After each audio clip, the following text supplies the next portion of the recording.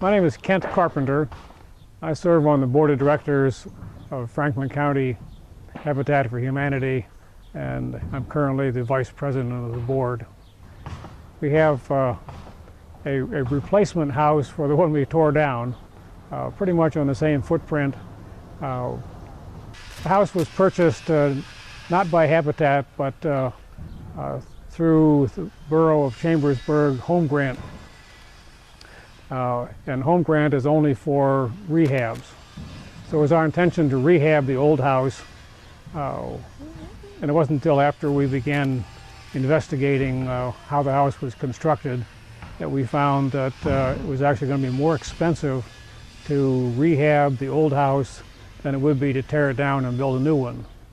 But since that was not in the home grant plan, we had to get special permission from the state to spend the extra money, first of all, to tear it down. But in this case, since we already owned it, we had no choice. This house was actually slated to be someone else's until the issues that Habitat had with the brick that was in or between the walls. And that family had chosen a different option. The Habitat director had shown me the house that they had planned to put on here when renovation wasn't possible. And it just it went from there. It gave me the option to actually see what it was going to look like instead of trying to envision it without a picture in front of me. My name is Mark Story. Title is Executive Director, Habitat for Humanity of Franklin County. This project has been challenging from the beginning. We were given some grant money to rehab homes in the borough of Chambersburg. So we looked at a few different properties and selected this one because of its location. We had a family who was eager to live in that exact spot in the borough.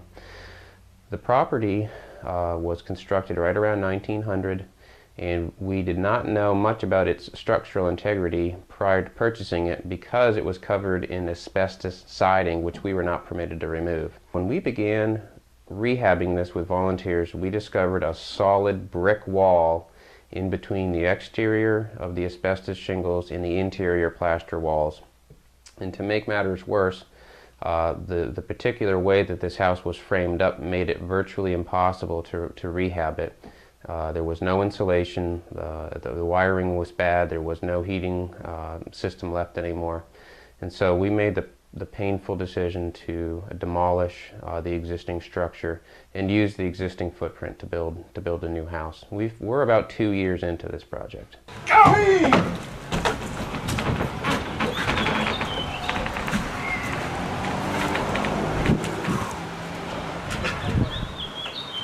Right now, we're hoping to be in to have our Thanksgiving meal in the house. So I've jokingly asked for it to be August or September, but I'm expecting and hoping for the second or third week of November.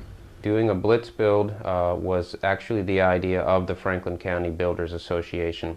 I spoke to them at one of their public meetings simply asking for support, perhaps a project manager for a day or two, or a couple of their contractors to help out with some of the work. They responded by stating that they would like to frame the entire house in 2 days, a Blitz Build, to get the structure built right, built well, and built quickly, and that's exactly what they did. They didn't want to pull their guys off of paying jobs for any extended amount of time.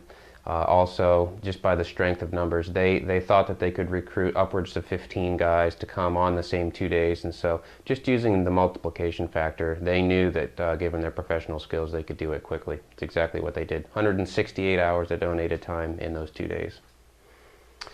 We qualify families based on a preset formula that we use in-house, primarily looking at a family that needs housing, a family that is willing to work on their own house. We tell people we don't work for people, we work with people.